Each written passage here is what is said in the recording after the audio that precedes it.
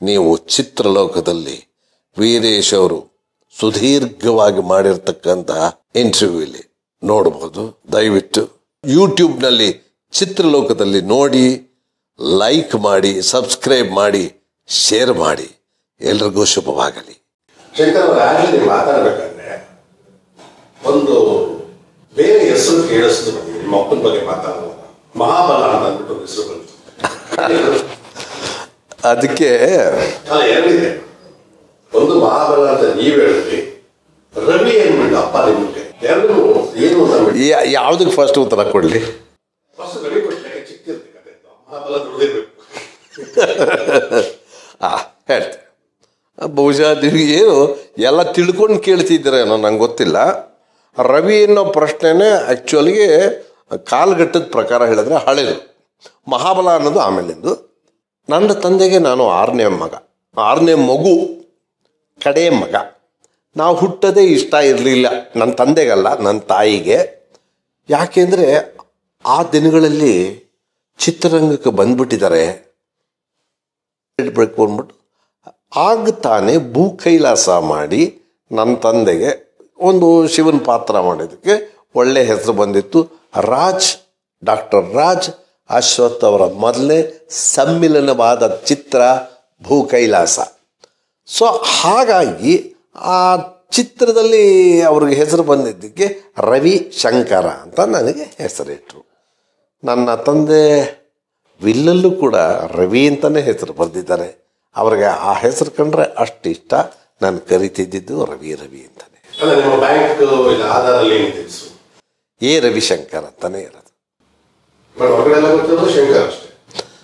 ಅದು ಚಿತ್ರರಂಗಕ್ಕೆ ಬಂದಾಗ ನಾನು ಬಂದ ಹೊಸದರಲ್ಲಿ ರವಿಚಂದ್ರನ್ ಬಂದಿದ್ದರು. ಆಮೇಲೆ ನಮ್ಮ ಡೈರೆಕ್ಟರ್ ರವಿ ಇದ್ದರು. ಆಮೇಲೆ ಇನ್ನೊಂದಿಬ್ಬರು 3 ಜನ ರವಿ ಅಂತೆಲ್ಲ ಇದ್ದರು. ಯಾವ ರವಿ ಅಂತ ಗುರುತಿಸ್ಕೊಳಕ್ಕಾಗಲ್ಲ. ನಾನು ಏನಾದ್ರು ಬೇರೆ ಹೆಸರು ಇಟ್ಕೋಬೇಕು ಅಂತ ಯೋಚನೆ ಮಾಡ್ತಿದ್ದಾಗ, ಅಂದರೆ ನಾನು ಚಿತ್ರರಂಗಕ್ಕೆ ವೃತ್ತಿಯಾಗಿ ತಗೊಂಡು ಬಂದಾಗ, ನಾನು ಆ್ಯಕ್ಚುಲಾಗೆ ಇನ್ನು ಮುಂದಿನ ವರ್ಷಕ್ಕೆ 60 ವರ್ಷ ಆಗುತ್ತೆ ನಾನು ಮೊದಲನೇ ಪಿಕ್ಚರ್ ಆ್ಯಕ್ಟ್ ಮಾಡಿ, ಅನುರಾಧ ಅನ್ನೋ ಚಿತ್ರದಲ್ಲಿ. ಬಟ್ ಈ ವೃತ್ತಿ ಬದುಕಿಗೆ ಬಂದಾಗ ಈಗ 3 ದಶಕಗಳ ಕೆಳಗೆ, ಆವಾಗ ರಾಜೇಂದ್ರ ಸಿಂಗ್ ಬಾಬು ಅವರು ಇಲ್ಲೇ ಇದ್ದಿದ್ದು. ನಾವೆಲ್ಲ ಜೊತೆಲೇ ಕ್ರಿಕೆಟೆಲ್ಲ ಆಡ್ತಿದ್ದವರು, ನಾನು ಅವ್ರ ತಮ್ಮ ಅವರು ಎಲ್ಲರೂ ಆ ಥರ. ಸೊ ಅವರೇ ಸುಗೇರಿ ನಾನು ಅಲ್ಲ ಸಂಗ್ರಾಮ್ ಸಿಂಗ್, ಪಾಪಣ್ಣ ಅಂಬರೀಷ ಅವರೆಲ್ಲರೂ ಫ್ರೆಂಡ್ಸ್, ಹೋಗೋಬಾರ ಫ್ರೆಂಡ್ಸ್ ಅಲ್ಲ. ಸೊ ಆಮೇಲೆ ತಮ್ಮ ಜಯರಾಜ ಅವರೆಲ್ಲರೂ, ರಾಜೇಂದ್ರ ಸಿಂಗ್ ಬಾಬು ಅವರು ದೊಡ್ಡವರು. ಆಮೇಲೆ ಮುನ್ನಿ ಅಂದರೆ ನಮ್ಮ ವಿಜಯಲಕ್ಷ್ಮಿ ಸಿಂಗ್, ನಾನು ಮುನ್ನಿ ಎಲ್ಲ ಜೊತೆಲೆ ಡ್ರಾಮಾದಲ್ಲೆಲ್ಲ ಆ್ಯಕ್ಟ್ ಮಾಡಿದ್ದೀವಿ. ಹಾಗಾಗಿ ಅವರು ಸುಮ್ಮನೆ ಬೇರೆ ರವಿ ಅಂತಂದರೆ ಶಂಕರ್ ಅಂತ ಇಟ್ಕೊ, ಶಂಕರ್ ಅಂದರೆ ಶಂಕರನಾಗು ಅಂತ ಕನ್ಫ್ಯೂಸ್ ಮಾಡ್ಕೊತಾರೆ. ಈ ಥರ ಎಲ್ಲ ನಾನು ತಲೆ ತಿನ್ಬಿಟ್ರು. ಸರ್ ನಾ ಏನೋ ಒಂದು ಮಾಡ್ತೀನಿ ಅಂದ್ಬಿಟ್ಟು ಕೊನೆಗೆ ನನಗಿನ್ನೂ ಚೆನ್ನಾಗಿ ಜ್ಞಾಪಕ ಇದೆ. ನಾವು ಹೂವಣ್ಣದು ಪ್ರೆಸ್ ಮೀಟಿಗೆ ಕರೆದಾಗ, ಈಗ ಒಬ್ಬರು ಬರ್ತಾರೆ, ಅವ್ರ ವಾಯ್ಸ್ ಕೇಳಿ ಅವ್ರ ತಂದೆ ಯಾರು ಅಂತ ನಿಮ್ಗೆ ಗೊತ್ತಾಗುತ್ತೆ. ಹಾಗಾಗಿ ಅವರು ವಾಯ್ಸ್ ಕೇಳ್ತಿದ್ದಂಗೆ ಅವ್ರ ತಂದೆಯವರು ಚಿತ್ರರಂಗದವರು ಅಂತೆಲ್ಲ ಹೇಳಿದಾಗ ಗುರ್ತಿಡೀರಿ ಅಂದಾಗ, ಸರ್ ನಾನು ನಿಜ ಹೇಳ್ತೀನಿ, ಅವತ್ತಿನ ದಿವಸ ಇನ್ನೂ ನನಗೆ ಚೆನ್ನಾಗಿ ಜ್ಞಾಪಕ ಇದೆ. ಯಾಕೆಂದರೆ ವೇದಿಕೆ ಮೇಲೆ ಆ ರೀತಿ ಪ್ರೆಸೆಂಟ್ ಅಂದರೆ ನನ್ನ ಪಾದಾರ್ಪಣೆ ಮಾಡಿದ್ದು ಭಾಳ ವಿಶೇಷವಾದ ಒಂದು ದಿನ. ಹಾಗೆ ಹೇಳಿದ್ರು, ಈಗ ಒಬ್ಬ ವ್ಯಕ್ತಿನ ಕರಿತೀನಿ, ಆ ವ್ಯಕ್ತಿನ ನೀವು ಮಾತಾಡಿಸಿ, ಆತನ ಮಾತು ಧ್ವನಿ ಕೇಳಿದ್ರೆ ನಿಮಗೆ ಯಾರೋ ಒಬ್ಬರು ಇದೇ ನಮ್ಮ ಚಿತ್ರರಂಗದವ್ರು ನೆನಪು ಬರ್ತಾರೆ, ಯಾರ ಮಗ ಅಂತ ನೀವೇ ಹೇಳಬೇಕು ಅಂತ ಹೇಳಿದ್ರು. ಹೋಟೆಲ್ ಅಶೋಕಾದಲ್ಲಿ ನಡೆದಂತಹ ಒಂದು ಆ ಪ್ರೆಸ್ ಮೀಟು. ಆವಾಗ ನಾನು ಬರ್ತೀನಿ, ನಮಸ್ಕಾರ ಅಂತ ಹೇಳ್ತೀನಿ, ನಾನು ಒಂದು ಈ ಚಿತ್ರದಲ್ಲಿ ಮೊದಲೇ ಆಗಿ ಬರ್ತಾ ಇದ್ದೀನಿ, ವೃತ್ತಿ ಬದುಕು ತಗೊಂಡು ಅಂತ ಹೇಳಿದ ತಕ್ಷಣ ಆ ಒಂದು ಧ್ವನಿ ಬಂತು, ಅಶ್ವಥ್ ಅವ್ರ ಮಗ ಅಂತ. ಹಾಗಾಗಿ ಹೌದು ಇವರು ಶಂಕರ್ ಅಶ್ವಥ್ ಅಂತ ಅಂದ್ಬಿಟ್ರು. ಅಂದಿನಿಂದ ನಾನು ರಾಜೇಂದ್ರ ಸಿಂಗ್ ಬಾಬು ಅವರು ಯಾವಾಗ ಅಶ್ವಥ್ ಅವ್ರ ಮಗ ಅಂತಂದ್ರು, ಇವರು ಶಂಕರ್ ಅಶ್ವಥ್ ಅಂದರು. ಆದ್ದರಿಂದ ಅದು ಶಂಕರ್ ಅಶ್ವಥ್ ಅಂತ ಆಯಿತು. ಆದರೆ ಬೈ ಚಾನ್ಸ್ ಏನಾಯಿತು, ಅವರು ನೆಕ್ಸ್ಟ್ ಪಿಕ್ಚರ್ ಮಾಡಿದಾಗ ಅವರೇ ಮರ್ತಿದ್ರು ಏನೋ ಗೊತ್ತಿಲ್ಲ, ಟೈಟ್ಲ್ ಕಾರ್ಡಲ್ಲಿ ರವಿ ಅಶ್ವಥ್ ಅಂತ ಹಾಕಿದ್ದಾರೆ. ಅದಿರಲಿ, ಆಮೇಲೆ ಶಂಕರ್ ಅಶ್ವಥ್ ಆಗಿ ಉಳ್ಕೊಂಡೆ, ಇರಲಿ. ಹೀಗಾಗಿ ನಾನು ರವಿಶಂಕರ್ ಇದ್ದನು ಶಂಕರ್ ಅಶ್ವತ್ಥಾಗಿ ಹೂವು ಹಣ್ಣು ಚಿತ್ರದ ಮೂಲಕ ಎಲ್ರಿಗೂ ಪರಿಚಯ ಆಯಿತು. ಅಲ್ಲ ವಿಲ್ಲನ್ ಬಂದಾಗ ರವಿಶಂಕರ್ ಅಂತ ಬಂದವರು ಅಂದ್ರೆ ನಿಮ್ಮ ಮೂಲ ಹೆಸರು ಅದೇನೆ ರವಿಶಂಕರ್. ಹೌದು, ಆಧಾರಲ್ಲಿ ಎ ರವಿಶಂಕರ್ ಅಂತಲೇ ಇರೋದು. ಜಾತಕಾರಿ ಆಧಾರ ಆಗಲಿ ಎಲ್ಲ ಹೌದು ಹೌದು ಹೌದು ಅದೇ ಬರೀಬೇಕು. ಅದೇ ಬರಿಬೇಕು.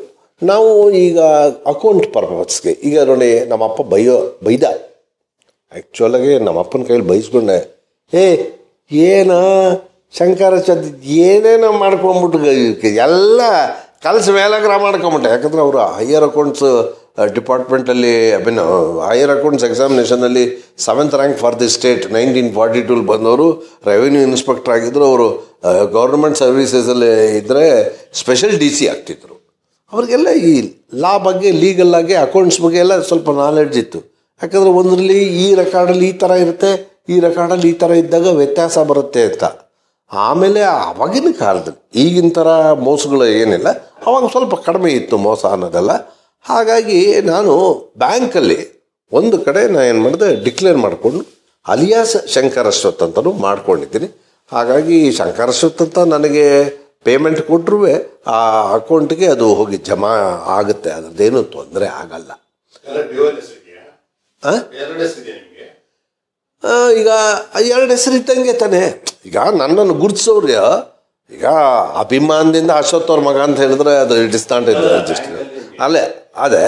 ಬಟ್ ಹೆಚ್ಚು ಜನ ನನ್ನ ಗುರುತಿಸೋದು ಶಂಕರ್ ಅಶ್ವಥ್ ಅಂತಾನೆ ಅಲ್ವಾ.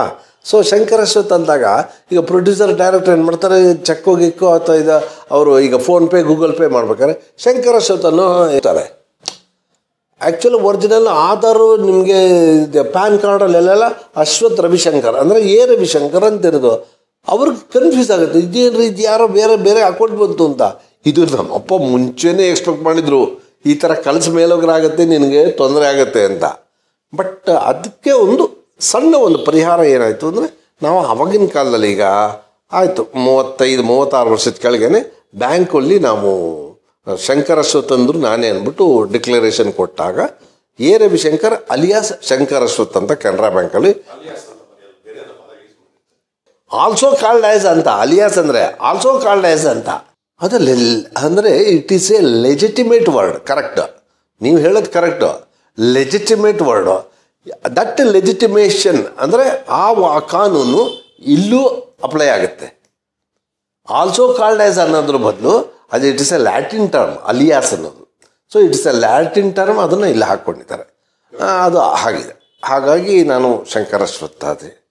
ಇನ್ನು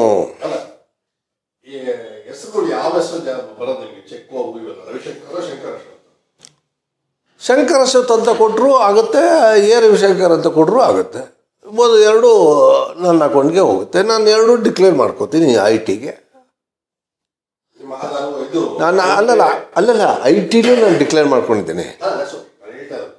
ಹಾಂ,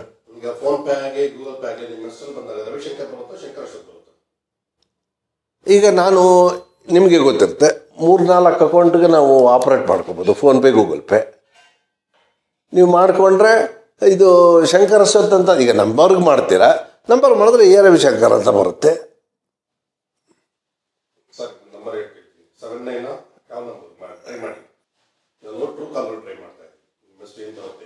ಎ ರವಿಶಂಕರ್ ಅಂತ ಬರುತ್ತೆ.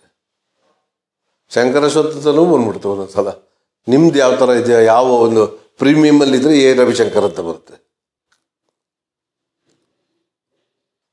ಆಧಾರ್ ಪ್ರಕಾರ ಎ ರವಿಶಂಕರೇ, ಅಥವಾ ನಾವು KYC ಅಂತ ನಾವೇನು ಹೇಳ್ತೀವಿ, ನೋ ಯುವರ್ ಕಸ್ಟಮರ್. ಅದ್ರ ಪ್ರಕಾರ ನಾವು ಇನ್ಕಮ್ ಟ್ಯಾಕ್ಸ್ ದಾರ ಆಗಿರಲಿ, ಬ್ಯಾಂಕ್ ದಾರ ಆಗಲಿ, ಯಾವುದೇ ಇರಲ್ಲಾದರೂ ಎ ರವಿಶಂಕರ್ ಅಂತಲೇ ಇರೋದು. ಕನ್ಫ್ಯೂಷನ್ ಆಗಿದೆ ಏನಿಲ್ಲ, ಆ ಥರದ್ದೇನಿಲ್ಲ. ಏನು ಅಂತಂದ್ರೆ ಈಗ ಬ್ಯಾಂಕ್ಗೆ ಟ್ರಾನ್ಸಾಕ್ಷನ್ ಮಾಡೋಕ್ಕೆ ಹೋದಾಗ ಆವಾಗ ಈಗ ನೆಟ್ ಬ್ಯಾಂಕಿಂಗು ಆ ಥರದ್ದೇನಾದ್ರು ಇತ್ತೀಚಿನ ದಿನಗಳದ್ದು, ಆವಾಗ ಸರ್ ಎ ರವಿಶಂಕರ್ ಅಂತ ಬರ್ತಿದ್ದೆ ಅಂದ. ಸರ್ ಆ ಸ್ಕ್ರೀನಲ್ಲಿ ಒಂಚೂರು ನೋಡಿ ಸರ್, ಅಲಿಯಾಸ್ ಅಂತ ಬಂದು ನಿಂತೋಗಿರುತ್ತೆ, ಫುಲ್ ಫ್ರೇಮ್ ಬರೋಲ್ಲ, ಅದು ಕಾಣಲ್ಲ. ಅದಕ್ಕೆ ಶಂಕರ್ ಅಶ್ವಥ್ ಅಂತ ಕೊಟ್ಟು ನೀವು ಆ ನಂಬರ್ ಹೊಡೀರಿ ಬರುತ್ತೆ. ಎ ರವಿಶಂಕರ್ ಅಂದರೆ ಶಂಕರ್ ಅಶ್ವಥ್ ಅಲ್ಲ, ಎ ರವಿಶಂಕರ್ ಅಂದರೆ ಲೆಜಿಟಿಮೇಟ್ ಸಿಗ್ನೇಚರ್. ಈಗ ಕನ್ನಡದಲ್ಲಿ ನಾವು ಮಾಡ್ತೀವಲ್ವಾ, ಕನ್ನಡದಲ್ಲಿ ಮಾಡ್ಬೇಕಾದ್ರೆ ಬರೀ ಶಂಕರ್ ಅಂತ ಮಾಡ್ತೀನಿ, ಅದರಲ್ಲೂ ರವಿಶಂಕರ್ ಅಂತ ಮಾಡಿರ್ತೀನಿ. ಬಟ್ ಯಾರಿಗೂ ಅದು ಅಷ್ಟು ಸ್ಪೆಸಿಫಿಕೇಷನ್ನಲ್ಲಿ ಗೊತ್ತಾಗಲ್ಲ. ಆ ರವಿಶಂಕರ್ ಅಂತ ಮಾಡಿರ್ತೀನಿ ನಾನು. ಬಟ್ ಇದರಲ್ಲಿ ಇಂಗ್ಲೀಷಲ್ಲಿ ಎ ರವಿಶಂಕರ್ ಅಂತಾನೆ, ಅದೇ ಎಲ್ಲ ಕಡೆನೂ ಲೆಜಿಟಿಮೇಟಾಗಿ ಆಗಿರೋದು. ಅದನ್ನು